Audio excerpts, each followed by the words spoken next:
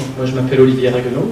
Je suis chercheur au LEMAR, laboratoire des sciences de l'environnement marin, ici à l'Institut. Et je vais vous parler, en fait, donc Joël m'a proposé de venir vous parler de mon expérience, en fait, dans les COP. Et vous allez voir, elle est assez limitée. Je vais vous parler d'une COP à laquelle j'ai participé, qui était la COP 15 à Copenhague, et qui va, moi, me donner l'occasion aussi de vous parler de l'idée de dette climatique. Et puis, du coup, d'un petit bouquin que j'ai publié l'année dernière, qui est le résultat d'une quinzaine d'années, en fait, de travail sur cette idée de dette climatique. Donc voilà, le titre s'appelle Changement climatique, c'est sur la dimension éthique du changement climatique, donc c'est celle dont je vais vous parler aujourd'hui.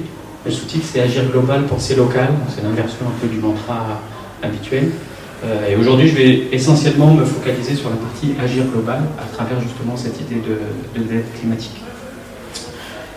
Et donc, je vais vous faire voir comment je suis arrivé à ça, et je vais partir donc, comme Joël me suggérait, de ma participation à la COP 15, qui a eu lieu donc en décembre 2009. Donc, ça fait un moment maintenant à Copenhague. J'étais d'abord allé au mois de mars dans un colloque scientifique en préparation à cette COP pour présenter dans une session sur la dimension éthique du changement climatique, donc nos travaux sur la dette climatique. Et ensuite, je suis allé à la COP, pas pour participer à la COP officielle, mais pour participer au Forum des peuples sur le climat, donc le Climat Forum, qui avait lieu dans un grand bâtiment juste à côté de la COP officielle. Et en fait, pendant ce Climat Forum, il y a cette dame, Angélica Navarro, qui était la chef de la délégation bolivienne.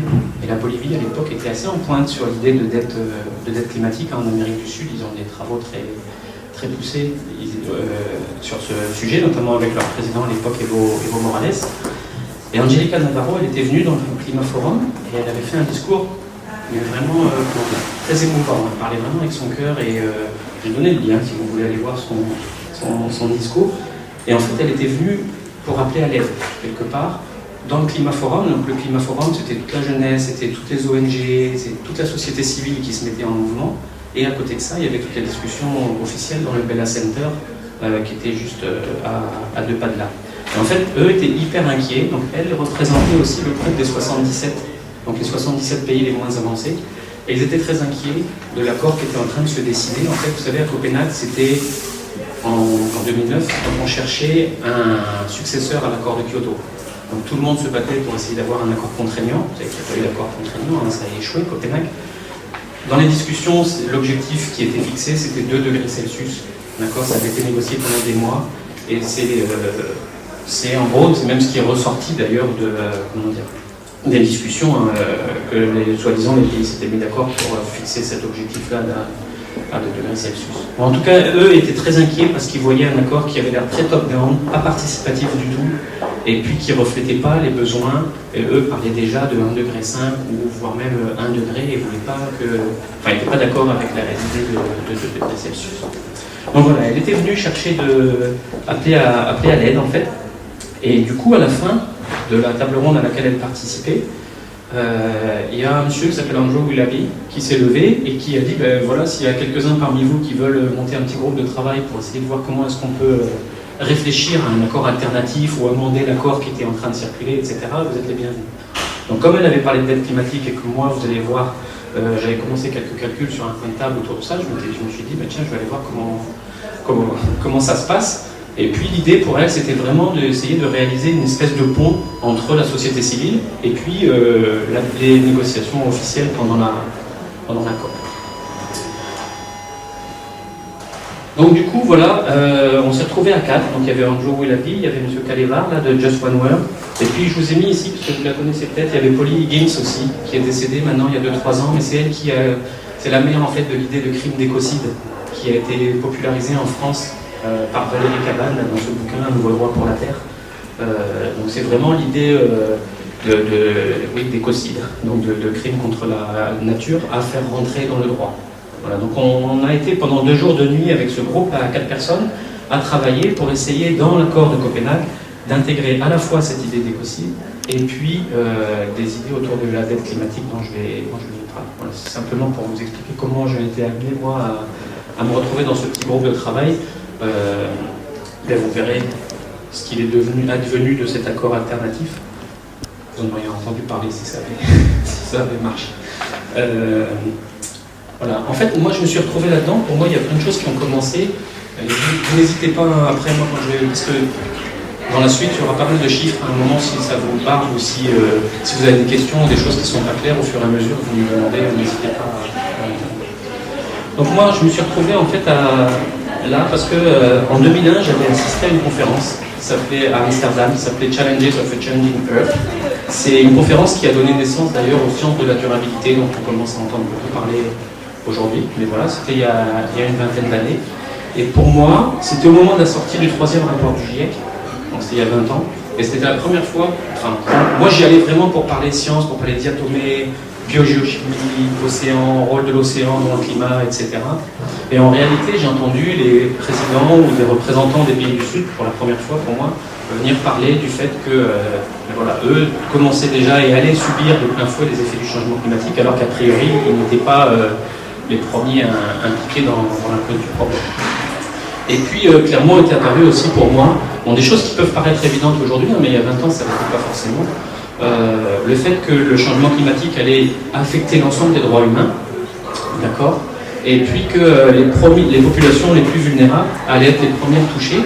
Et dans les derniers rapports du GIEC, on dit bien aussi que les populations les plus vulnérables, y compris dans nos pays les plus avancés, vont être les premières touchées par les effets du changement climatique. Donc une dimension éthique vraiment très très forte, avec cette idée que le changement climatique allait en fait accroître les inégalités qui existent déjà à la surface de la planète, en particulier entre l'hémisphère nord et l'hémisphère sud. Et donc moi dans ma tête c'était clair qu'on ne pouvait plus traiter les questions environnementales et sociales séparément. Encore une fois aujourd'hui, voilà, fin du mois, fin du monde, même combat, ça paraît assez évident de se dire ça, mais à l'époque c'était encore pas... Il y avait quelques publications qui commençaient à sortir sur la nécessité de lier les deux, mais c'était pas encore si évident. Cette dimension éthique, en fait, je vais vous la montrer sur ce graphe. Alors il date un peu, hein, c'est une publication de ProParéal en 2007, mais vous avez ici les contributions des grands blocs géographiques. Alors à différents, vous voyez, chacune des barres là, les flux d'émissions et puis la croissance de ces flux, c'est les deux barres centrales au jour d'aujourd'hui, donc c'était en 2007. La barre de droite, c'est la population mondiale, et puis la barre de gauche, cumul, c'est l'accumulation des émissions de CO2 depuis le début de la révolution industrielle en 1750.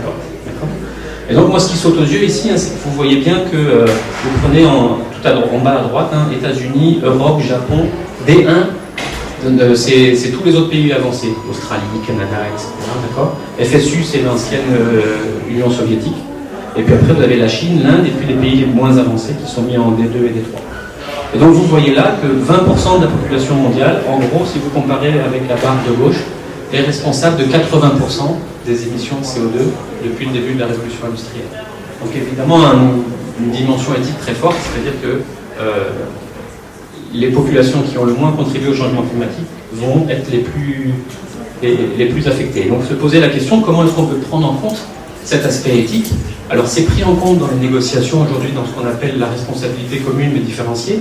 C'est-à-dire qu'on admet qu'il y a une responsabilité plus forte des pays du Nord, d'accord? Et donc l'effort à entreprendre, notamment financier, il ne doit pas être le même pour les pays du Nord et pour les pays du Sud. Mais vous allez voir que souvent il manque un zéro dans les estimations qu'on estime, et ce qui fait qu'en fait, finalement, je trouve moi que cette responsabilité, elle n'est pas réellement suffisamment prise en compte. Donc pour vous parler de dette climatique, je vais vous montrer en fait d'où viennent les calculs. J'espère que je ne vais pas vous bombarder de trop de chiffres, mais c'est des chiffres qui sont vraiment assez simples. Et puis finalement, vous allez voir, on va parler de milliers de milliards. Et en réalité, la planète aujourd'hui, elle est gouvernée par ces grands chiffres, ou ces grands nombres, et c'est important de commencer à les avoir en tête pour s'en rendre compte. Donc vous avez 2 degrés Celsius, je vous rappelle, c'était l'objectif qui était fixé dans les négociations pour la COP15 à Copenhague. D'accord. Et vous voyez sur le graphe du haut, alors oui, pour l'idée de dette climatique, moi c'est parti de la lecture d'un papier de Wally Broker qui s'appelait The Carbon Pie. C'était un policy forum dans la revue Science qui est paru en 2007. Aujourd'hui on appelle ça les budgets carbone. D'accord. C'est la quantité totale de carbone qu'il ne faut pas dépasser si on ne veut pas dépasser une certaine quantité de CO2 dans l'atmosphère. Et cette quantité de CO2 dans l'atmosphère, vous voyez ici dans cette courbe-là, si Si on ne veut pas dépasser 2 degrés, il ne faut pas que les concentrations en CO2 dans l'atmosphère soient supérieures à 450 parties par million. D'accord? Et vous avez sur la courbe du bas, vous prenez la courbe bleue en bas, vous voyez que si on veut ne pas dépasser 450 parties par million, eh bien, les émissions de CO2 elles doivent passer par un pic autour de 2020, aujourd'hui, et puis elles doivent avoir diminué de moitié d'ici 2050. On va passer en gros de 10 gigatonnes de carbone émises à 5 gigatonnes de carbone émises. D'accord? Et puis Wally Brocker, il a fait un calcul aussi qui était très très simple en termes de budget carbone. Il disait que chaque fois qu'on émet 4 gigatonnes de carbone dans l'atmosphère, on augmente la concentration de 1 ppm.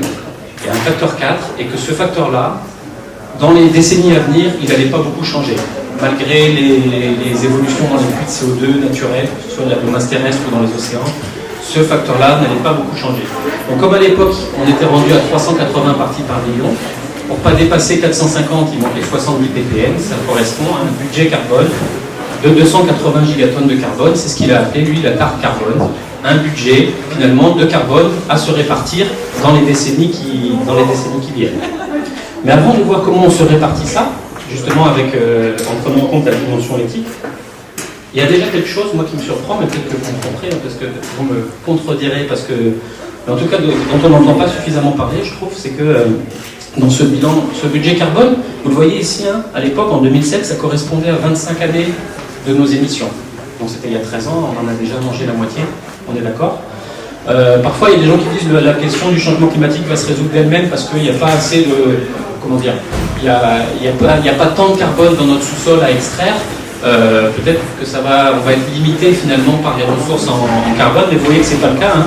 Les réserves prouvées pour le charbon, le pétrole ou le gaz, à l'époque, vous les avez ici en année, on dépasse largement nos 25 ans.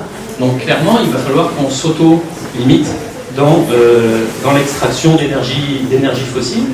Et je vous cite ici une phrase qui date de 1976, là ça commence à dater aussi, de Nicolas Georgescu-Roegen.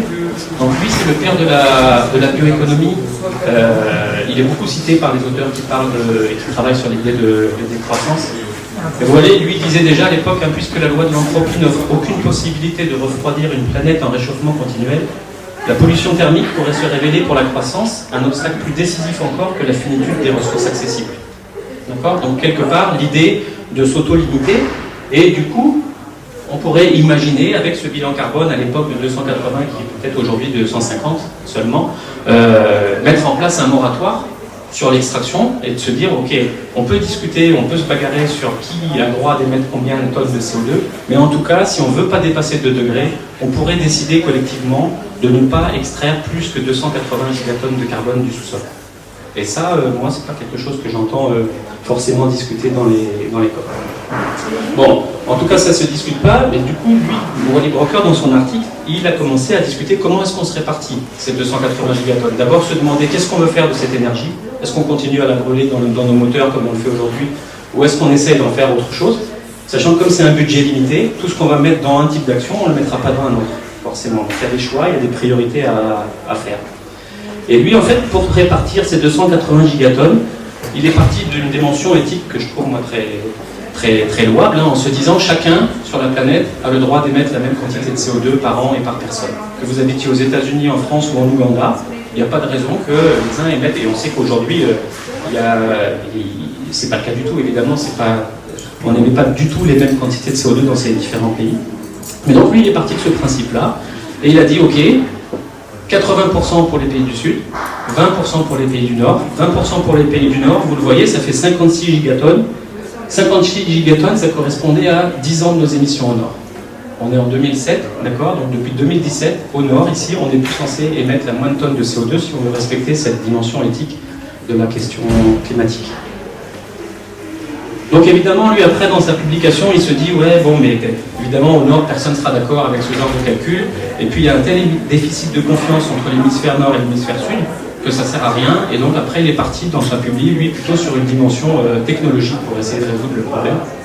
Donc ça, moi, c'est quelque chose avec laquelle j'ai beaucoup de mal, et puis moi je me disais, il n'y a pas de raison, en fait, en plus de faire ce calcul en ne prenant en compte que ce qui nous reste à émettre, alors qu'on l'a vu tout à l'heure, les émissions historiques des pays du Nord pour notre développement, d'accord, contribuent pour 80% du problème, 20% étant pour les pays du Sud qui allaient être les premiers affectés.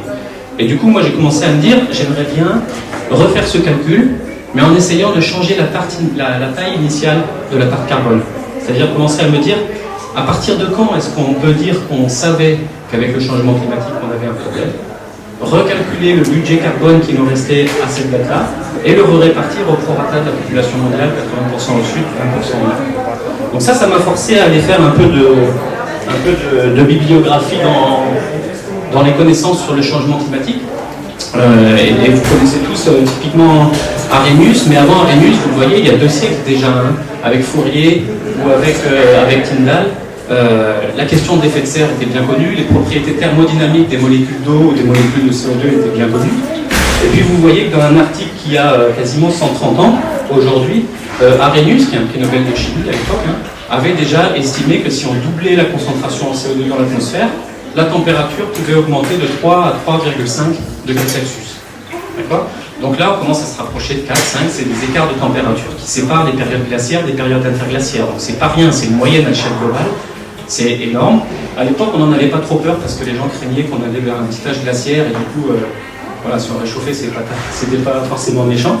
Mais voilà, c'est pour dire qu'il y a plus de 100 ans déjà qu'on sait qu'avec la question, avec l'extraction, en particulier l'extraction charbon qui commençait à battre son plein, on allait droit vers une augmentation de la température de 3 à 3,5 degrés.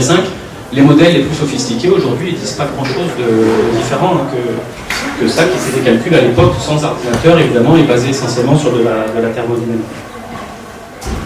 Donc moi j'ai choisi en fait après pour les calculs de dette climatique de partir de 1950. Pourquoi 1950? D'abord parce que voilà, ça fait déjà plus d'un demi-siècle que Arrhenius avait produit ses connaissances et ses publications. J'ai enlevé des diapos là, mais il y a d'autres scientifiques comme Lotka, si vous êtes écologue, vous le connaissez très bien, ou comme Vernadsky, qui est le père de ma discipline, par exemple, la biogéochimie, qui est un savant russe. Vernadsky, dans les années 1920, déjà, il parlait de l'homme comme une force géologique nouvelle. Donc l'idée d'anthropocène, qu'on attribue à Crutzen en 2000, il y a un siècle, était déjà dans l'air. Donc ça, c'est toute la première moitié du XXe siècle. Évidemment, les gens ont commencé à alerter, à tel point d'ailleurs que depuis 1956, on a commencé à mesurer à Hawaï l'augmentation année après année des teneurs en CO2 dans l'atmosphère. C'est la fameuse courbe de Keeling que vous avez en bas et qu'on regarde monter depuis ce temps-là. Et évidemment, on a commencé à mesurer parce qu'on savait qu'il y avait un problème. Et Keeling, dans sa publication, et ses collaborateurs parlaient bien du fait qu'on était déjà en train de mener quelque part une expérimentation à l'échelle globale. On n'était pas dans un laboratoire ou dans un modèle, on était collectivement à l'échelle de la planète en train de modifier finalement le climat de notre planète. Bon, d'autres arguments aussi, c'est le fait que si je démarre que en 1950, parce que moi au démarrage dans mes calculs, j'étais parti au tout début de la révolution industrielle pour faire ces calculs-là. Et là, quand j'avais été présenté ça dans différents endroits, on m'était un peu tombé dessus en disant « Mais Olivier, on ne peut pas attribuer une responsabilité dès 1750 quand les gens ne savaient pas que ça allait poser un problème. » Donc c'est toujours la différence entre responsable, coupable, etc. Donc on a eu des débats sans fin. Et du coup, c'est ce qui m'a fait repenser et puis finalement me dire « Ok, je démarre en 1950 et c'était pas très grave parce que de toute manière, depuis la fin de la Deuxième Guerre mondiale, 75% de nos émissions de CO2, historiquement parlant, ont eu lieu après 1950.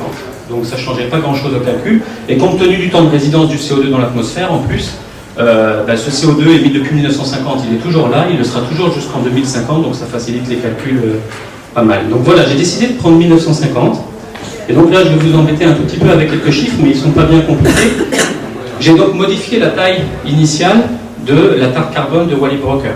Donc elle était 200, alors lui c'était 280 parce que c'était en 2007, moi j'ai refait les trucs au début des années 2010, pardon, donc 10 ans après, on était maintenant, le bilan carbone avait évidemment grandement diminué, on n'était plus qu'à 200 gigatonnes de carbone, d'accord?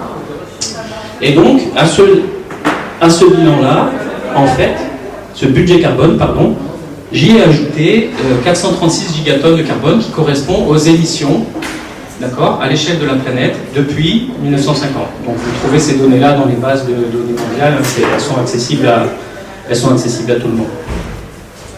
Et donc, du coup, si on additionne 200 et 436, vous avez 636 gigatonnes. C'est la taille initiale de la tarte carbone, à un moment où moi j'ai estimé qu'on avait suffisamment de connaissances sur la question climatique pour essayer de réfléchir à cette question. Et là, j'ai refait la même chose que Wally Broker, donc 80% pour le nord, 20% pour le sud, 20% pour le nord. Et voilà, le nord, ça veut dire que, théoriquement, si on part du principe que chacun sur la planète est en droit d'émettre la même quantité de CO2, au nord, on avait le droit, dans ce budget carbone, à 127 gigatonnes. Or, on l'a vu tout à l'heure, on a émis 80% de ces 436 gigatonnes, donc 349 gigatonnes de CO2. La différence entre les deux, ça fait 220 gigatonnes à peu près, c'est quelque part une quantité de CO2 qu'on a été stocké dans l'atmosphère dans un espace de stockage a priori dédié aux pays du Sud. Qu'est-ce que ça changerait si, alors là, tous ces calculs-là, ils ont été faits, je vous l'ai dit, à partir de la COP 15 et puis de cet objectif de 2 degrés Celsius, ne pas dépasser 450 parties par million, pardon. Est-ce que ça change beaucoup si on prend maintenant l'accord de Paris, qui a été fait depuis, avec non plus l'objectif de 2 degrés, mais de 1,5 degré. 1,5 degré, c'est, avec les courbes qu'il y avait tout à l'heure, globalement, il n'aurait pas fallu dépasser 350 parties par million. Vous savez, il y a une grosse association internationale qui s'appelle 350.org. Les gens militaient pour ça. On est déjà rendu à 410. Donc voilà. En tout cas, vous avez ici tiré du GIEC. Donc c'est budget carbone. Donc ce que Wally Broker appelait le carbon pie, d'accord. Donc les budgets carbone en 1870, en 2011 ou en 2018. C'est les trois types de couleurs. Moi, ce que je vous montre ici, c'est si on ne veut pas dépasser 2 degrés Celsius avec une probabilité de 66%, d'accord, ben vous voyez que le bilan carbone, il est de 1000 gigatonnes de CO2, donc en carbone, parce que tout à l'heure je parlais en carbone, pas en CO2, on retrouve les 280 gigatonnes de Wally Broker, d'accord.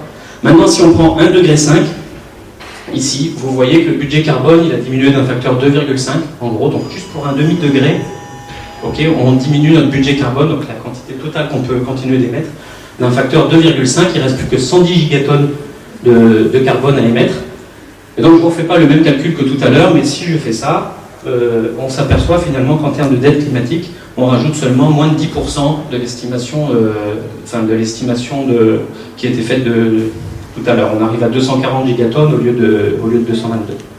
Donc je continue la présentation avec les 222, parce que les principales conclusions de ces petits calculs qui ne sont pas compliqués, c'est qu'on a mangé sur l'espace de stockage dans l'atmosphère dédié aux pays du Sud pour 222 gigatonnes de carbone. Et donc, quelque part, ça veut dire que l'espace de stockage qui est encore disponible dans l'atmosphère, il appartient aux pays du Sud. Appartient entre guillemets, parce que l'atmosphère, c'est comme la haute mer, elle appartient à personne. Mais à tout le moins, ça devrait donner, dans les discussions, un poids à ce groupe des pays les moins avancés qui est vraiment important. Bon, et puis il y avait cette possibilité-là de pacte de non-utilisation au-dessus de ce bilan. Alors ensuite, moi, à partir de ces gigatonnes, je me suis amusé à l'époque à Copenhague, vous savez, il y avait dans le Bella Center, ce qui était en train d'émerger, c'était tout l'aspect finance carbone, marché carbone à Francfort, etc. Très très controversé, beaucoup d'associations qui luttaient évidemment contre cette idée. Et donc moi je m'étais dit, et puis j'avais entendu tout ce qu'on disait aussi sur la nécessité de mettre un prix sur le carbone, justement, comme on met un prix sur l'eau, comme on met un prix sur toute ressource dont on a envie de limiter l'utilisation. Je me suis dit, je vais mettre un prix sur la tonne de carbone pour voir ce que ça donne. À l'époque, je l'avais fait avec 15 € parce que c'était le prix, c'était à l'époque où Sarkozy imaginait mettre en place une taxe carbone autour de 15 €, etc. Donc j'avais fait mes premiers calculs avec 15 €. Aujourd'hui, quand je l'ai repris, là, il y a quelques années, je l'ai fait avec 50 € la tonne de carbone, qui est le prix aujourd'hui actuel sur le marché du carbone, d'accord. Ce prix-là, il est appelé à monter à 100, 150, 200 € d'ici 2030. Et puis, je ne vous montre pas les tableaux, mais les sommes, enfin les montants de la tonne de carbone, si on veut vraiment respecter l'accord de Paris, pourraient atteindre 2000 ou 3000 € la tonne d'ici 2050. C'est des chiffres qui sont énormes. Donc en tout cas, voilà, quand on passe de carbone au CO2 et qu'on multiplie par la tonne de CO2, on arrive à plus de 40 000 milliards d'euros. On va voir après ce à quoi ça correspond. Parce que je ne veux pas vous saouler avec des chiffres, mais en même temps, c'est des chiffres qui sont trop importants, je pense, pour qu'on les oublie. Mais ça, c'est pas le total de notre dette climatique. Parce que vous vous souvenez, on a dit finalement, comme on a déjà mangé sur l'espace de stockage dédié aux pays du Sud, ben, on n'est plus censé émettre, nous, le moins de tonnes de CO2. Donc si on veut, même pendant une phase de transition, continuer à émettre du CO2, parce qu'on va bien être obligé, il faut racheter cet espace aux pays du Sud.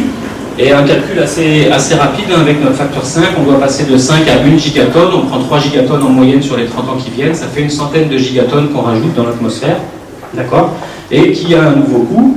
Et du coup, quand on fait le total, on arrive à une première estimation de cette idée de dette climatique autour de 60 000 milliards de dollars.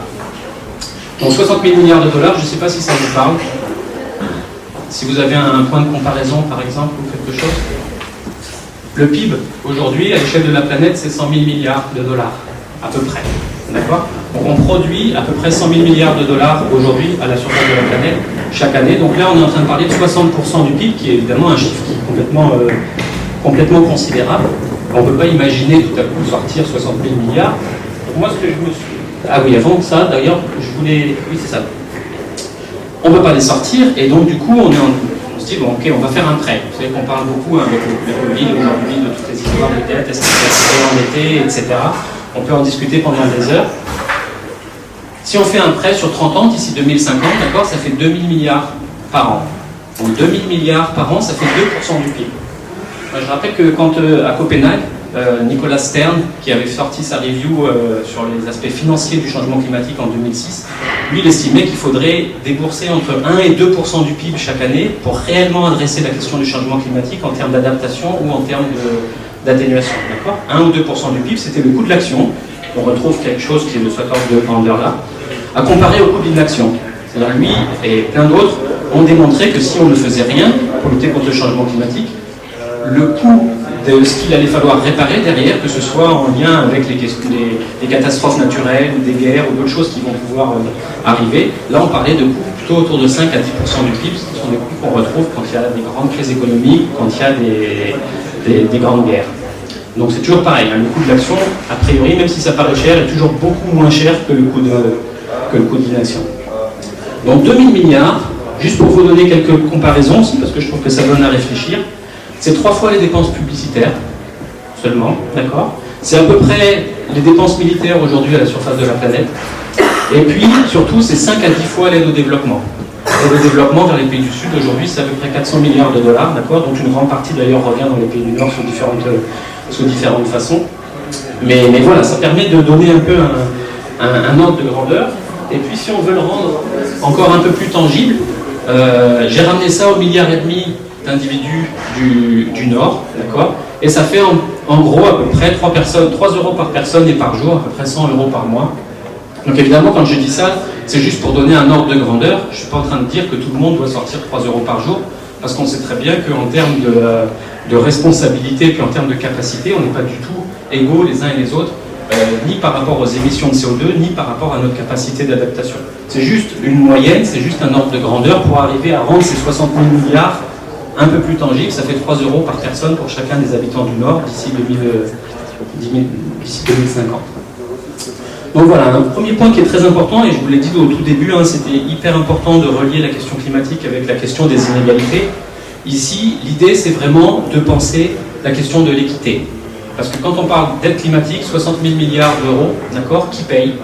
Et comment est-ce qu'on va se mettre d'accord pour savoir qui paye ? Et ensuite, à qui est-ce qu'on redistribue ces sous ? Donc moi, quand j'ai présenté en fait les premiers calculs, alors j'étais arrivé, c'était pas 60 000 milliards, encore une fois, la tonne de CO2, elle n'était pas à 50 $, mais elle était plutôt à 15. Ce bouquin, The Greenhouse Development Rights Framework, qui reliait la question climatique à la question des droits humains. D'accord ? Donc il a bossé avec plein de pays du Sud. Et en fait, eux avaient cogité un indice de capacité et de responsabilité. Donc la responsabilité, c'était évidemment, on va le voir juste après, en lien avec les émissions de CO2 historiquement parlant, d'accord ? Mais ils ont aussi créé un indice de capacité en se posant la question qui est-ce qui paye dans les différents pays et comment on tient compte du fait qu'au sein d'un pays, par exemple comme les États-Unis, la Chine ou chez nous, ben voilà, tout le monde n'a pas la même capacité à payer, tout le monde n'est pas responsable de la même façon devant la question du climat. Et donc ils ont défini un seuil, en fait. Ils ont dit en dessous de 20 $ par jour, comme revenu, les personnes, on considère qu'elles ont peu contribué au changement climatique et on considère qu'elles ne sont pas en capacité de payer une partie, alors moi, de ce que j'ai appelé la dette climatique, eux parlaient de responsabilité, peu importe, mais en tout cas de contribuer à la résolution du problème. D'accord ?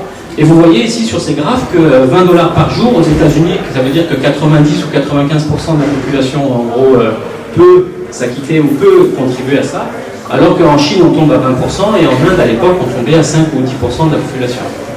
Donc quand on dit aujourd'hui que les Chinois par exemple émettent plus de CO2 que les États-Unis, c'est vrai, mais si vous rapportez ça à la population, d'accord, par individu, on sait bien qu'un Chinois émet en moyenne beaucoup moins qu'un Américain. Et évidemment, donc, ils sont moins responsables individuellement parlant et ont moins de capacité pour s'acquitter de cette dette climatique. Donc voilà, avec lui, on avait beaucoup discuté de savoir du coup, qui paye, comment est-ce qu'on peut penser cette équité collectivement, et forcément, ça amène tout de suite des discussions sur un plan politique, un plan éthique, sur un plan juridique aussi, un cheval entre l'éthique et puis le politique. Donc Paul Bert et ses collaborateurs, ensuite, ils ont combiné cet indice de capacité avec un indice de responsabilité. Bon, je vais passer très vite, mais je ne vais pas en parler parce que ça fait trop de chiffres. Mais cette fois-ci, au lieu d'être à l'échelle individuelle, d'accord, c'est à l'échelle des pays ou des grands blocs géographiques, mais en tenant compte de ces différences de capacité au sein de chaque pays. D'accord ? Donc ça, c'est quelque chose qui est vraiment extrêmement important. Et donc on avait commencé à se poser ces questions, qui collecte, qui est-ce qui s'occupe de la redistribution aussi dans les pays du Sud, parce qu'on sait très bien que c'est pas que une question de sous, hein. Après il y a des questions politiques, il y a des questions de corruption, il y a... Enfin bref, c'est un problème qui nous dépasse largement, hein. On fait juste ici qu'amener quelques chiffres, je pense qu'ils donnent à réfléchir. Et puis du coup, pour accompagner finalement des décisions qui pourraient être prises sur un plan politique, quel droit international pourrait se mettre en place pour pouvoir traiter ça. Parce que moi, à l'époque, quand Wally Brocker avait fait son Policy Forum dans Science, moi, j'avais fait une réponse pour Science en amenant cette idée de dette climatique, mais avant de la soumettre, je l'avais envoyée à Wally Brocker, puis je l'avais envoyée aussi à un spécialiste allemand du cycle carbone et puis du changement climatique, qui s'appelle Richard Toll. Donc les deux avaient validé les calculs en disant que leur force, c'était super parce que c'était très très simple, mais par contre, ça servirait à rien. Parce que le Nord et le Sud ne se mettraient jamais d'accord là-dessus, et puis qu'il n'y avait pas les instances internationales pour prendre en charge ce problème. Moi, ça m'avait mis un peu en colère, je me disais que s'il n'y a pas d'instances alors qu'on en a besoin, il faut les créer, mais soit on veut, soit on ne veut pas, et clairement, on ne voulait pas, et d'ailleurs dans Science, ils n'ont jamais accepté mon truc à l'époque. Donc voilà, moi depuis, j'ai pas mal potassé sur ces questions de droit, et puis je suis tombé sur cette idée, en fait, qui pourrait donner un cadre, clairement, moi je trouve, d'un point de vue international, pour accueillir cette idée de dette climatique, c'est l'idée de justice transitionnelle. Je ne sais pas si vous en avez entendu parler, en fait. C'est en fait un cadre qui a été mis en place pour des pays, par exemple le Rwanda, qui viennent de subir un génocide, par exemple. D'accord ? Quand il y a eu une guerre civile, comment on fait pour que les gens retravaillent ou revivent ensemble dans un pays où il y a eu des événements assez dramatiques comme ça. Et donc voilà, c'est un cadre qui s'applique à des pays en transition vers la démocratie. Et il y a 3 éléments qui sont très très importants. C'est l'importance des réparations. D'accord ? Donc quand il y a eu des dommages créés, c'est la notion de réparation. La réparation, c'est pas juste pour payer, on se frotte les mains et puis on continue comme avant. D'accord ? C'est vraiment, on répare, mais il y a cette idée de garantie de non-répétition derrière. C'est-à-dire comment on fait pour que finalement ce qui s'est produit ne se reproduise pas. Comment on change les conditions de vie dans le pays pour que ça ne se reproduise pas. Et puis ce qu'elle développe beaucoup, Cora Andrieux, dans ce livre-là, c'est une approche qui est dite cédée par les capacités. Je ne sais pas si c'est pour tout le monde aussi. Les gens ont plein de choses à prendre des cours sûrement. C'est les cours qui reprennent. Si après le chiffre, vous me dites, hein, vous n'hésitez pas à m'interrompre, hein, parce que c'est pas... Voilà. Oui, donc c'est l'approche par les capacités. Excusez-moi, c'est pas... c'est l'approche par les capacités, donc qui est chère à Amartya Sen et puis à quelqu'un comme John Dewey. J'ai pas le temps de vous en parler, on va y revenir dans un instant. Et donc voilà, la question ici, c'est est-ce qu'on pourrait pas utiliser ce cadre de la justice transitionnelle quelque part pour accueillir cette idée de dette climatique, d'accord ? Et puis pour penser la transition, pour accompagner la transition plutôt que d'avoir quelque chose qui viendrait après, une fois qu'on est allé dans le mur, qu'il y a eu une catastrophe, et de se dire ok, comment on répare ? Est-ce qu'on peut pas utiliser ce cadre maintenant qu'on est dans la transition pour essayer d'accompagner ça. Donc voilà, après moi je me suis posé la question, donc c'est dans la première partie de cet ouvrage, hein, sur qu'est-ce qu'on peut faire avec ces 60 000 milliards de dollars. Donc moi, à l'époque, j'étais pas à 60 000, j'étais plutôt autour de 2850 ou de 1860 milliards de dollars.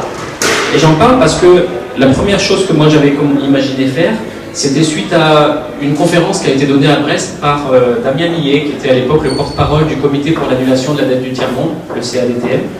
Rien à voir avec le changement climatique. Lui était venu à la fac Ségalène pour parler de la dette des pays du Sud. Et tout le mécanisme de la dette qui avait explosé dans les années 80, etc. Moi, j'avais 2-3 jours avant fait mes premiers calculs et j'arrivais à 2860 milliards de dollars. Et lui, quand il nous a montré les chiffres de la dette, il arrivait à 2850. Et moi, j'ai ouvert des grands yeux. Je me suis dit, mais à 10 milliards près, je crois qu'à l'époque, c'était l'histoire du paquet fiscal de Sarkozy aussi et tout ça. Je me suis dit, purée, à 10 milliards près, c'est la même chose. On pourrait imaginer peut-être échanger les dettes, échanger la dette climatique contre la dette du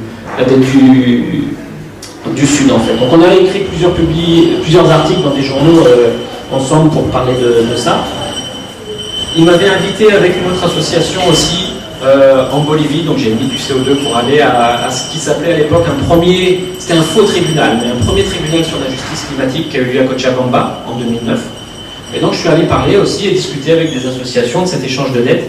Et en fait, ça s'est avéré une très mauvaise idée, parce que quelque part, échanger ces dettes, c'était reconnaître l'existence de cette dette des pays du Sud, alors que ces associations-là, très souvent, elles utilisent leurs fonds pour payer des avocats pour essayer d'aider les pays du Sud à négocier soit un étalement de leur dette, soit même une annulation de leur dette. Pour eux, la dette, elle est complètement odieuse, illégitime, elle ne bénéficie pas aux populations, évidemment, elle les maintient même dans des situations de pauvreté, etc., à partir de toutes les politiques d'ajustement structurel. Bon, bref. Et donc, ils disaient non, il n'est pas question que nous, on reconnaisse ce truc-là. Il faut annuler la dette, et en plus, il y a la dette climatique. Donc voilà, on a abandonné cette idée. Et puis de toute manière, je vous l'ai dit, aujourd'hui, on est rendu à 60 000 milliards par rapport à 4 000 milliards de dollars de la dette du Sud aujourd'hui. Il y a un facteur 15. Donc on n'est pas en train de parler d'échange de dette, mais plutôt d'inverser les débiteurs et les créditeurs entre les deux hémisphères. Et donc l'idée ici, c'est d'utiliser cette somme-là pour essayer de rééquilibrer un peu les pouvoirs entre le Nord et le Sud, pour stopper cette alliance entre la dette des pays du Sud et puis l'extractivisme. Et on sait aujourd'hui que l'extractivisme continue à marche forcée, en particulier par exemple au niveau des terres rares. Un continent comme l'Afrique continue d'être pillé parce que pour nos transitions numériques et écologiques, on a besoin de ces terres rares. Et donc voilà. Et puis finalement essayer de sortir de la dépendance au global, et donc de laisser ces pays du Sud penser et mettre en place leur propre mode de développement, voire même leurs alternatives au développement. Bon, donc l'idée derrière ça, c'est de voir comment est-ce qu'on peut essayer de renforcer du pouvoir d'agir, que ce soit à l'échelle individuelle, sociale ou politique.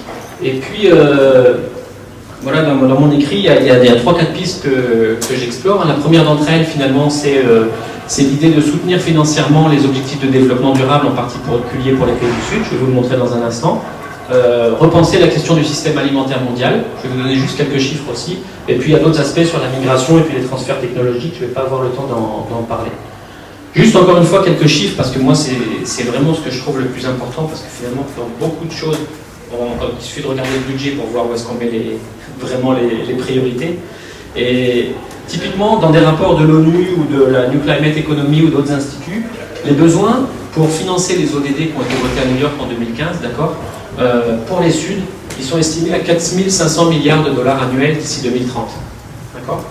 Il y a à peu près aujourd'hui, donc 1500 juste pour le climat, et il y a à peu près la moitié de ces besoins qui sont satisfaits. D'accord ? Donc il en manque la moitié, ce qui ne correspond pas loin de notre dette climatique. Mais juste pour comparaison, par exemple, le fonds vert pour le climat, par rapport aux 1500 qui sont requis, vous voyez que les promesses de dons, c'est 150. Donc il manque un zéro, clairement. Et en plus, dans les 150 milliards, on sait qu'on est loin aujourd'hui d'abonder ce fonds vert pour le climat, clairement. Donc voilà, on parle de responsabilité commune mais différenciée, mais encore une fois, si on ne met pas les moyens pour réellement la prendre en compte, on ne va pas loin avec ça. Bon, je vais passer plus vite pour essayer de terminer puis laisser des questions. Sur le système alimentaire mondial, c'est simplement l'idée de se dire que quand on prend tout en compte dans le système alimentaire, il est responsable entre un quart et la moitié des émissions de CO2, depuis la production jusqu'au transport et au recyclage, etc. Et qu'il y a plein d'études qui montrent tout le potentiel de l'agroécologie et de l'agriculture de régénération pour restocker du carbone dans les sols, tout en enrichissant les sols en matière organique. Et évidemment, en revenant à de l'agroécologie, on va à la fois traiter de la santé des écosystèmes, de la souveraineté alimentaire de ces pays, mais aussi du stockage de carbone dans les sols. Donc voilà, il y a plein de pistes qui pourraient être financées avec ce type de somme si vraiment on décidait d'y mettre les moyens. Bon, allez, il y a des aspects sur les migrations et puis des aspects sur sur les transferts de technologies ici aussi. Mais bon, je vais terminer ici, hein, simplement pour revenir à la COP15 de Copenhague. Vous imaginez bien que tous ces trucs-là, on a soumis ça, nous, et évidemment, ça n'a pas été du tout retenu. Juste pour dire que dans la dette bolivienne, ce qui était intéressant, c'est que la dette bolivienne, telle qu'ils la voyaient, eux, à la fin des années 2000, il y avait deux composantes. Une dette d'adaptation, donc comment est-ce qu'on peut aider les pays du Sud à s'adapter, donc ce que je vous ai dit sur la dette climatique peut rentrer dans ce cadre-là. Et puis une dette d'atténuation au nord, donc là c'est évidemment la garantie de non-répétition dont je parlais. Qu'est-ce qu'on doit changer nous au nord dans nos modes de développement pour arrêter de continuer d'accumuler et d'accroître ce stock de dette. Et oui, j'en parlais simplement parce que j'avais 2-3 planches qui décrivaient après les troisième et quatrième parties dans ce bouquin où justement, après avoir parlé de l'agir global sur les rapports nord-sud, l'idée c'était de venir pour parler de la partie locale, de penser le local, penser nos changements à nous, ici, les modes de vie, etc. Et puis quel est notre rôle de scientifique pour accompagner les territoires dans cette transformation, pour essayer d'aller vers une société plus sobre en carbone. Et puis évidemment, après moi j'ai une dernière partie là-dedans, parce que c'est ce que je trouve intéressant, c'est comment est-ce qu'on fait pour essayer de relier le global au local. Donc il y a la première partie sur la dette climatique sur le nord-sud, il y a une deuxième partie sur comment au nord on doit repenser un peu nos modes de vie. Et puis une dernière partie, comment on fait la synthèse entre justement le global et puis le local. Voilà, je vous remercie pour votre attention.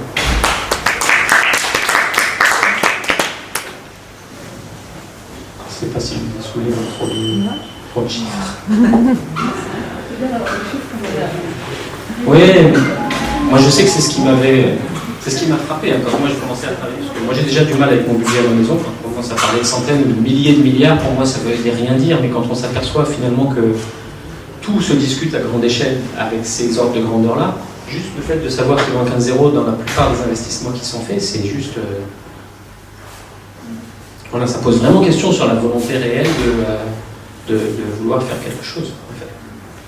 En fait, c'est ce qui est quand même en discussion actuellement à la COP maintenant, c'est toute cette problématique de financement, c'est ce qui fait l'objet, la majeure partie des discussions de la semaine, là, qui devrait être finalisée début de semaine prochaine. Et c'est quand même revoir à la hausse tous ces chiffres-là, et comment les utiliser. Donc là, c'est quand même en train de venir petit à petit quand même revenir là-dessus. Et par rapport au pacte de non-extraction, c'est le pacte de non-extraction du charbon qui a été signé cette semaine et qu'ils essaient de faire signer par le plus d'États possible pour l'instant.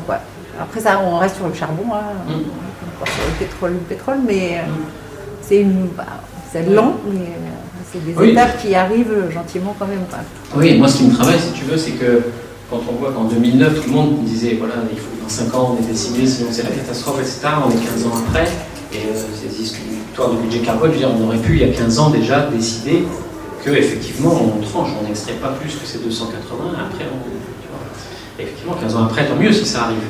Mais c'est lent, c'est super lent tout ça, alors qu'en réalité les décisions elles auraient pu être prises déjà il y a 20 ans. Moi, ça m'intéresserait d'avoir ton avis sur la nouvelle génération de chercheurs sur le réchauffement climatique. Et je trouve qu'en tant que jeune dans la recherche, on n'a pas le même rôle que l'ancienne génération qui était là surtout qui apportait des connaissances seules pour sensibiliser. Et moi, personnellement, je me pose la question, en tant que personne sensibilisée, s'il ne vaut pas mieux mettre notre énergie à faire des choses concrètes que continuer à... Enfin, c'est super intéressant et important les connaissances fondamentales, mais c'est vrai que c'est du long terme qui peut être utile dans 50 ans, 30 ans, je ne sais pas. En fait, c'est une grosse question qui traverse beaucoup la recherche en ce moment. Hein. Je ne sais pas si vous avez entendu parler du collectif Labo 1.5 qui s'est mis en place. Donc, ce collectif-là, typiquement, alors aujourd'hui, il y a une partie collectif qui s'appelle, avec l'équipe Réflexion, qui justement pose ces questions, je vais y revenir dans un instant. Puis il y a une autre partie qui est passée sous forme de GDR, en groupement de recherche au CNRS. C'est un vrai projet de recherche, et c'est dans ce cadre-là que l'expérimentation dont on parlait tout à l'heure, elle est en train d'émerger. Les chercheurs, justement, et sous l'impulsion beaucoup des jeunes, depuis 2018, les chercheurs ont décidé de se poser la question déjà de l'empreinte environnementale de la recherche. Comment est-ce qu'on peut essayer de continuer à mener une recherche excellente, ou très bonne, de qualité, tout en diminuant l'empreinte environnementale, notamment l'impact carbone de la recherche. Donc il y a un outil dans Labo 1.5 qui a été développé, qui s'appelle JAS 1.5, qui permet de mesurer l'empreinte carbone des laboratoires, pour les missions, pour les manips, pour les ordinateurs, pour le chauffage des bâtiments, etc. Et puis nous, dans Labo 1.5, on est en train de lancer, ça fait 1 an et demi maintenant, une expérimentation pour essayer de stimuler dans les laboratoires, et on a une vingtaine de labos pilotes actuellement, des réductions d'émissions à travers la mise en place de quotas ou de taxes ou d'utilisation d'outils de sensibilisation type Climatic-Talk ou d'autres jeux ou d'autres ateliers participatifs comme ça. Donc je pense qu'il y a une vraie prise de conscience dans la communauté de recherche sur le fait que déjà il faut limiter l'empreinte carbone, mais ça commence à aller au-delà dans l'équipe réflexion de Labo 1.5, et je vous invite du coup à aller sur le site de Labo 1.5 et puis de vous y inscrire, parce qu'une fois par mois, il y a des webinaires et il y a des discussions autour de ça. Et actuellement, les discussions, elles tournent autour de ça. Est-ce qu'il faut commencer à mettre des priorités dans les recherches? Est-ce qu'il y a des recherches où on va commencer à se dire il faut arrêter tel type de recherche parce que c'est climaticide, par exemple? Est-ce qu'il faut réorienter nos propres recherches en se disant ok, on a une urgence, peut-être on reprendra de l'astronomie ou d'autres choses dans 30 ans, mais là, il faut qu'on mette le paquet sur telle ou telle chose. Donc c'est très discuté, hein. Il y a des gens qui vont dire hors de question, la liberté académique, c'est pas par la recherche qu'il faut commencer, peut-être qu'on arrête d'abord le Paris-Dakar et puis on s'intéressera à la recherche après. Enfin voilà, c'est débattu, il n'y a pas de réponse, hein. Les uns et les autres, on a des avis différents là-dessus, mais en tout cas, c'est au cœur des questionnements, est-ce qu'il faut réorienter les activités de recherche? Sachant que quand on a un budget carbone, en plus, encore une fois, ce qu'on va mettre dans une direction, on ne va pas le mettre dans un autre. Donc ça, c'est typiquement des discussions qui ont lieu au sein de ce collectif Labo 1.5. Et je vous invite à rejoindre au moins l'équipe réflexion, parce qu'il y a vraiment des discussions super intéressantes là-dessus. Et pareil, du coup, ces questions d'équité, là, dans l'expérimentation de Labo 1.5 qu'on est en train de mettre en place, chose qu'on essaie de faire hyper gaffe, notamment entre les jeunes et puis les plus anciens. Parce qu'il y a des publications. Alors, ça, c'est un champ de recherche qui est vraiment émergent. Hein. Ça fait 5-6 ans qu'il commence à vraiment y avoir pas mal de publications qui sortent sur l'empreinte carbone de la recherche, avec aussi, d'un point de vue sociologie, plein d'études sur les inégalités qui sont liées au genre, au statut professionnel, à l'âge. Les impacts ne sont pas les mêmes. Et en particulier, des publics qui montrent que les profs, par rapport à des jeunes doctorants ou post-doctorants, émettent 5 à 10 fois plus de CO2 par an. Et donc il y a des questions à se poser sur comment on fait pour essayer de rééquilibrer ça. Est-ce que, par exemple, dans l'expérimentation, si on met en place des quotas ou des taxes, et bien, comment on fait pour essayer de réduire ces inégalités-là, de faire en sorte peut-être que le voyage d'un ou d'une doctorante qui va à une conf et qui en a besoin peut-être pour faire son réseau, etc., soit pas taxé de la même façon, ne rentre pas dans des quotas de la même façon que des quotas d'un prof, par exemple, qui n'a pas forcément besoin d'aller participer à des conférences par an, etc.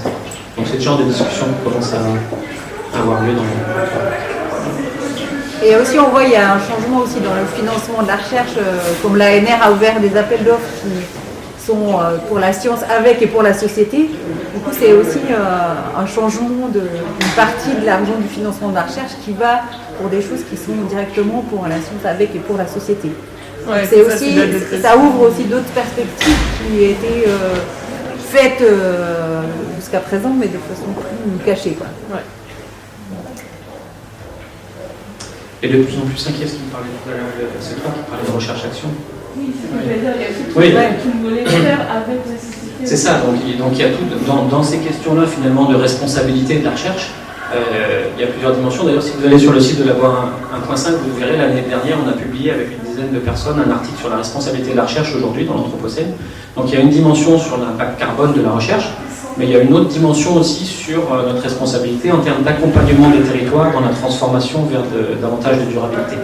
Et donc là, c'est toutes les questions de sciences participatives, de recherche collaborative, de co-construction des connaissances avec les acteurs sur le territoire, etc. Oui, parce que je pense qu'il y a vraiment cette question chez les jeunes chercheurs aussi. En fait, c'est quelle place on a par rapport à la société.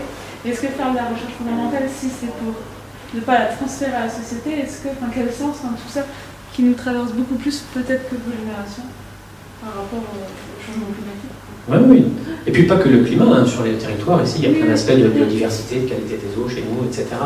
Plein d'aspects, en fait, sociaux, environnementaux, on va dire, qui sont de plus en plus, effectivement, voilà, les appels d'offres permettent aujourd'hui de faire ça. Il n'y a pas beaucoup de dispositifs faits pour qu'on transfère facilement. Non, et puis encore une fois, les moyens aussi, et c'est pour ça, vous savez, aujourd'hui, il y a ce qu'on appelle le tiers secteur de la recherche qui est en train de se constituer. Enfin, ça fait un moment qu'il existe, mais en tout cas, ils sont en train de se constituer pour peser politiquement un petit peu, et puis pour essayer de faire en sorte d'obtenir justement suffisamment de moyens. Il y a plein de moyens aujourd'hui pour avoir des équipements, pour faire de la R&D dans les entreprises, etc. Alors que les moyens qui sont donnés pour l'instant sur des co-recherches, des projets de recherche collaborative entre chercheurs et acteurs, pour l'instant, reste encore limité. Alors voilà, l'ANR, effectivement, ça évolue, ça commence à bouger depuis quelques années. Mais c'est encore difficile, et la preuve, ce TSR, le tiers secteur, a vraiment du mal encore à émerger.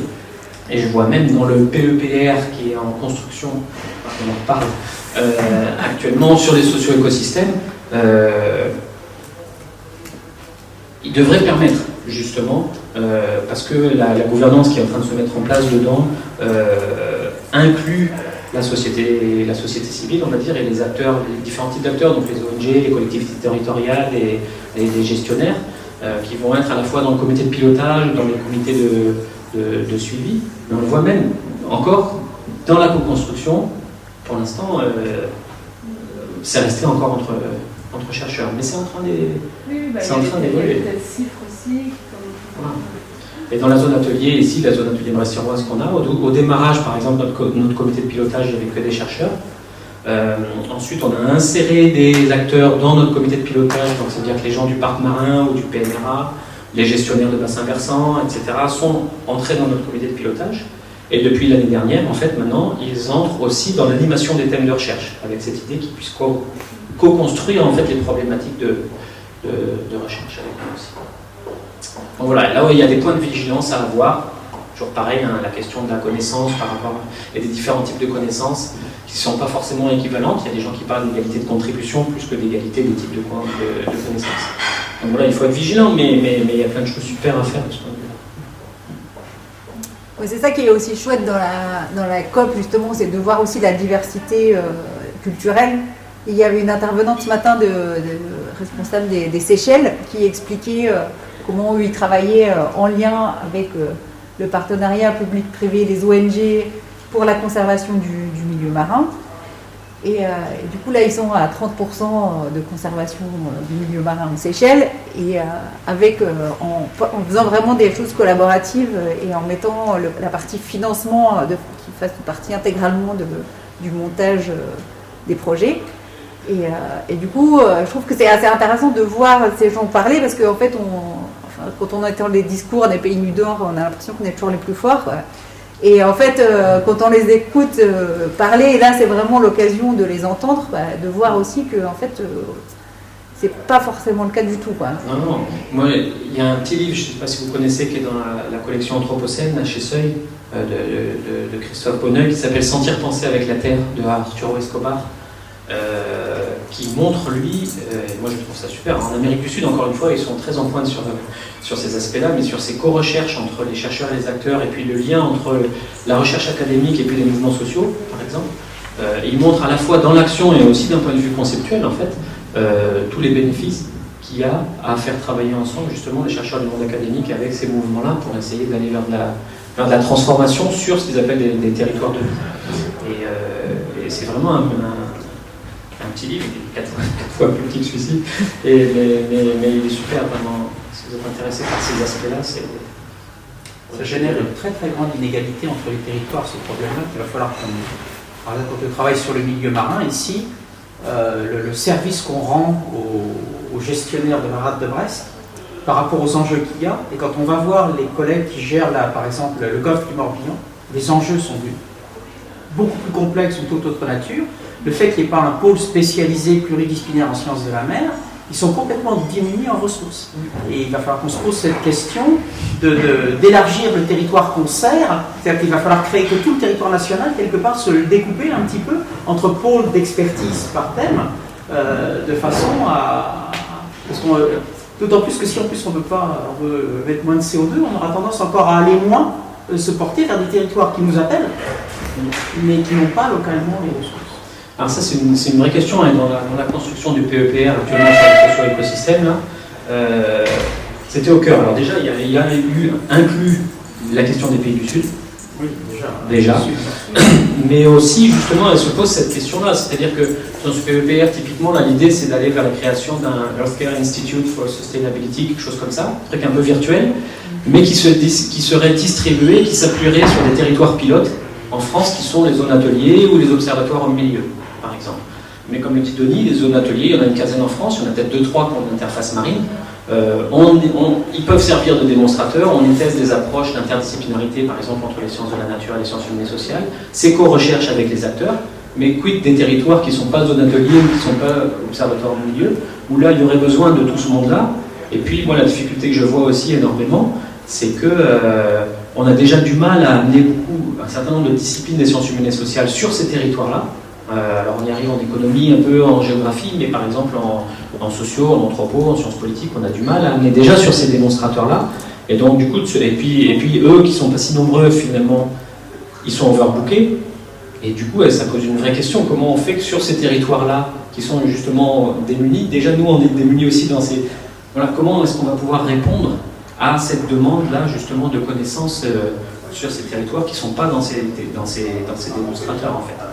Et c'est vrai que par rapport à ce que tu disais, là, le fait effectivement d'avoir plein de jeunes qui sont formés en sociaux, en anthropo, etc., qui ont envie de faire des choses, mais où il n'y a pas les financements nécessairement, en tout cas en ressources humaines, parce que beaucoup des financements encore aujourd'hui, c'est sur les capteurs et autres types de... Voilà, ça pose une vraie question en fait.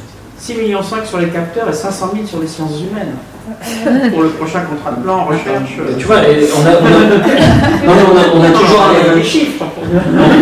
On a toujours un zéro, parce que tout à l'heure je leur montrais là, les chiffres sur, par exemple, les estimations tu vois, sur le soutien des financements des ODD d'ici 2030. Voilà, il y a des rapports qui montrent qu'il faut entre 4 000 et 4 500 milliards par an jusqu'à 2030 pour financer les ODD.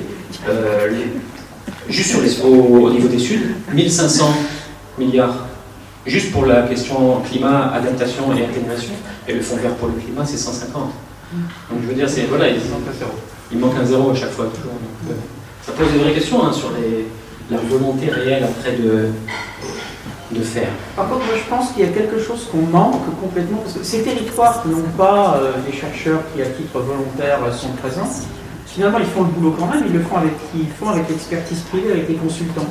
Et je trouve qu'il y a une responsabilité qu'on ne prend pas nous, c'est de créer ce lien en fait c'est la formation continue des consultants, c'est d'associer ces consultants qui sont sollicités avec nous pour mettre à jour leurs connaissances et faire que quelque part ils puissent se prévaloir d'une certaine qualité de leur service.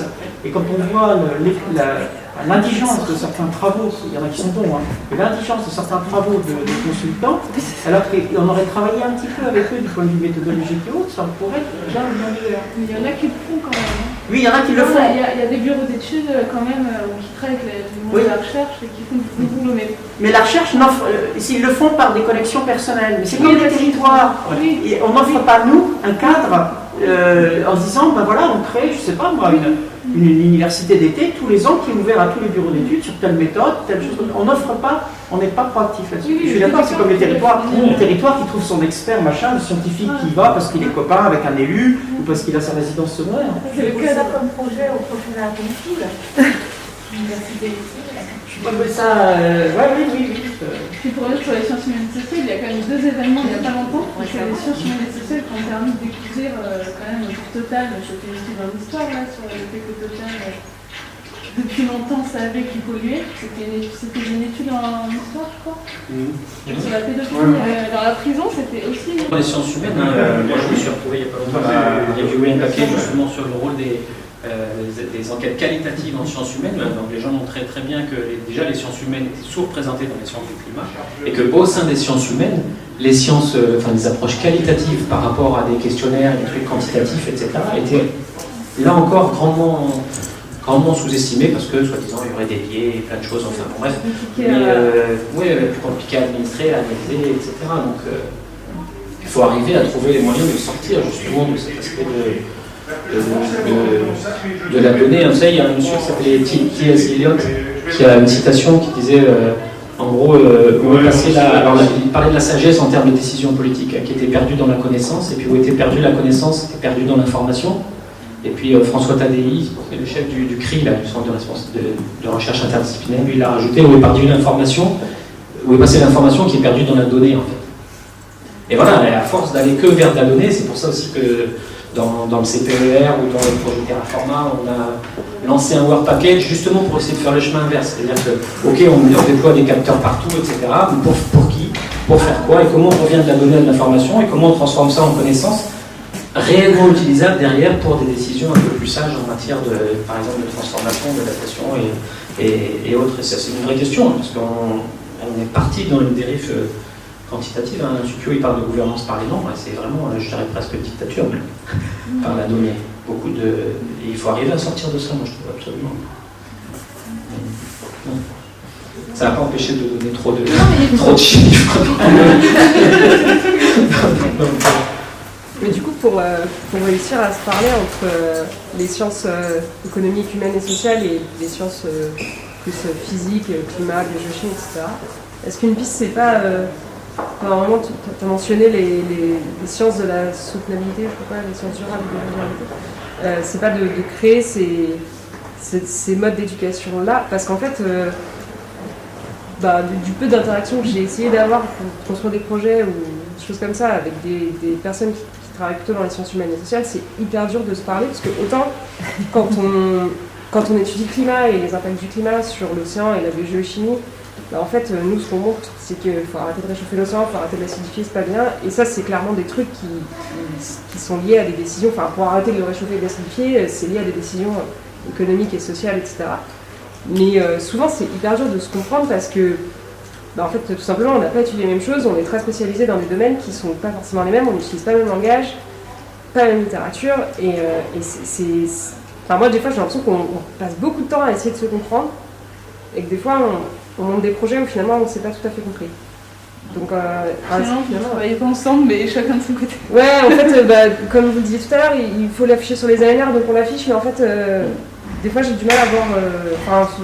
De l'expérience que j'en ai eue, c'est un work package très sciences physiques, sciences climat, biochimie, puis après, tu as un work package un peu économique et social, mais en fait, le lien est pas toujours.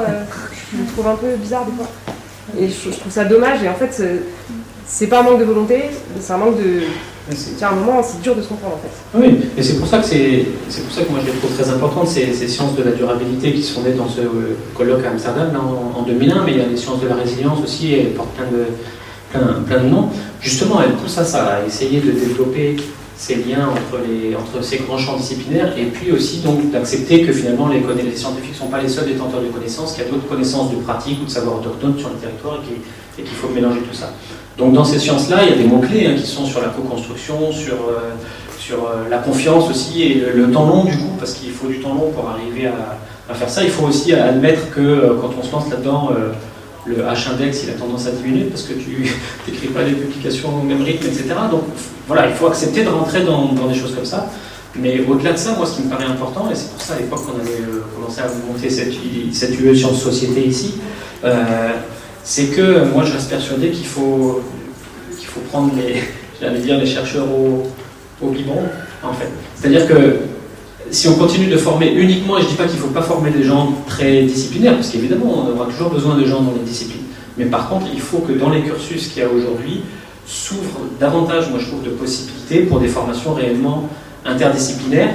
Alors interdisciplinaire, et puis aussi être capable justement d'aborder la complexité, une ouverture d'esprit, et d'avoir envie de collaborer avec quelqu'un qui est d'une discipline qui peut être dans un champ assez lointain, quoi. Et ça il faut l'apprendre dès le plus jeune âge. Donc, à l'époque il y a eu cette UE Sciences Société ici qui a été montée pour les étudiants de master, donc pour faire aussi travailler ensemble les étudiants de la mention biologie, de droit, d'économie, etc.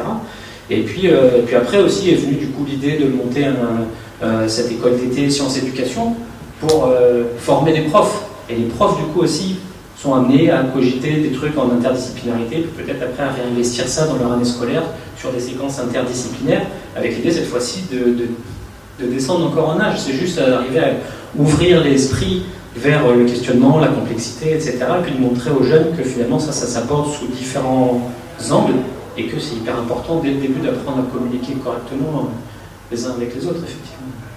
Mais moi, c'est pour ça que, encore une fois, ces sciences-là, pour moi, elles sont fondamentales, parce que elle pose cette question-là, en fait, du pas de côté. C'est-à-dire qu'on a besoin de prendre le temps de faire ce pas de côté pour discuter avec des gens avec lesquels on n'est pas censé naturellement comme ça discuter. Et quand on pense à cette question par exemple, du changement climatique, à la question de l'accélération et tout ça, ben voilà, le fait de ralentir, de se poser, de penser ces questions-là, pour moi c'est quelque chose qui est fondamental parce que justement on arrête cette course un peu effrénée qui est une partie du problème. Et moi, à chaque fois qu'on me dit ouais, on n'a pas le temps de faire ça, on n'a pas le temps de lire, on n'a pas le temps de faire.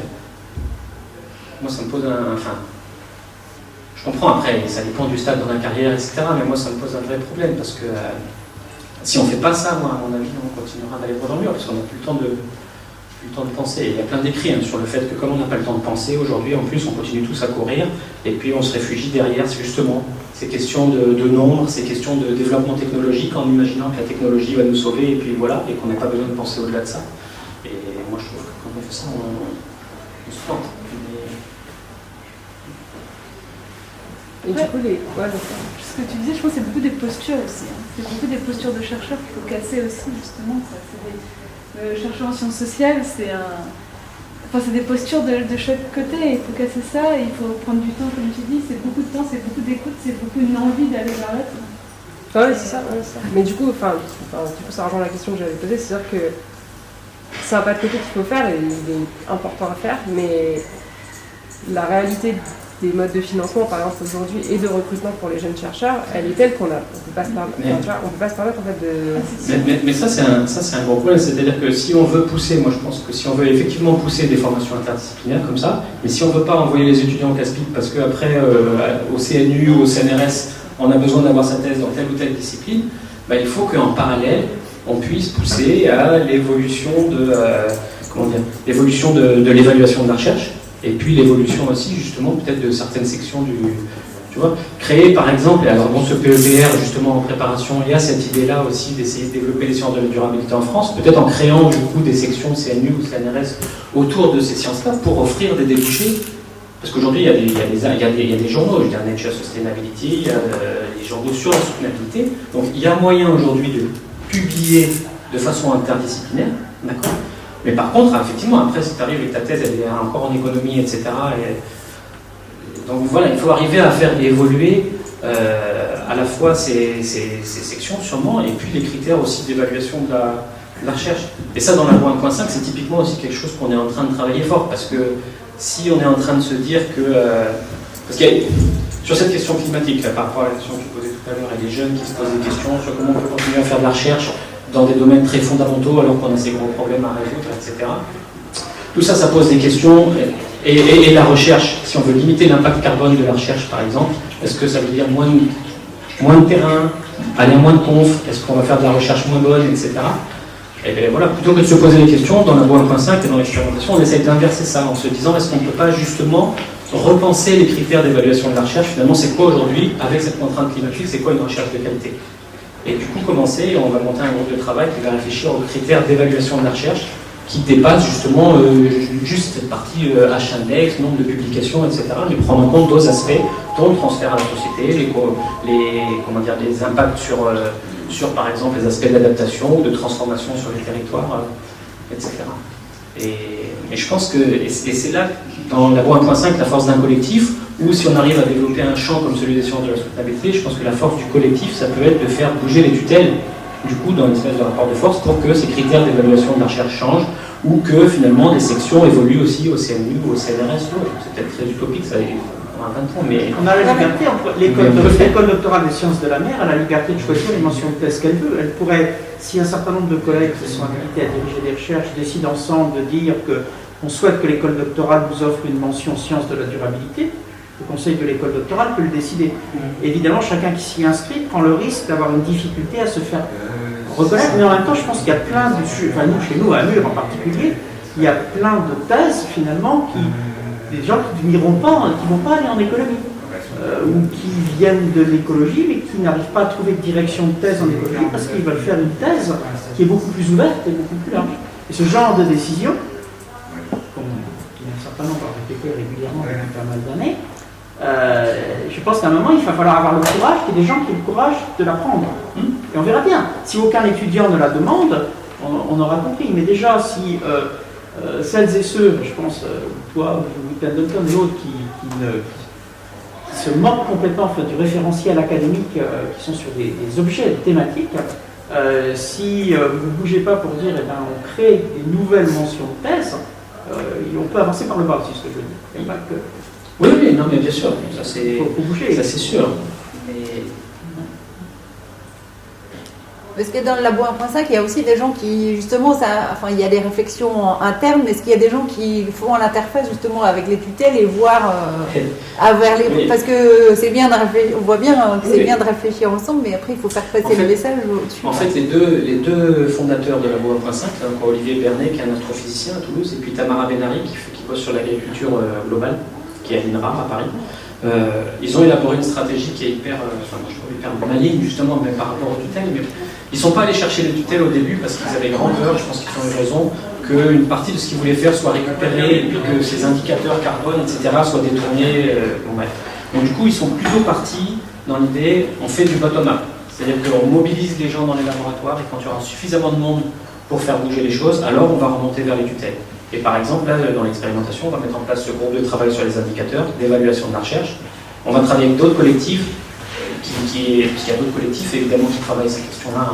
Donc l'idée, c'est de travailler avec d'autres collectifs aussi, pour petit à petit essayer de faire bouger ça, mais plutôt du coup, voilà, en partant du bas. Mais même au sein de ce collectif-là, il y a des discussions, parce qu'il y en a qui seraient pour aller voir les tutelles tout de suite, et puis agir davantage. Par exemple, ceux qui bossent sur le jeu Mater en 180 minutes, typiquement, qui est un autre jeu climatique top comme ça, mais vraiment dédié à la recherche et en particulier aux aspects de mission dans la recherche. Voilà, eux, typiquement, ils ont décidé de passer direct, et c'est quelqu'un de l'IRD qui a développé ça, et du coup, l'IRD s'est emparé de cet outil, et puis soutient un bloc, et voilà, c'est une approche un petit peu différente.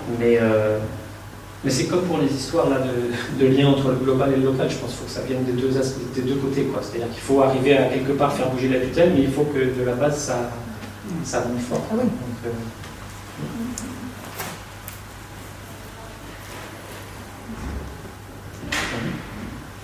merci à vous.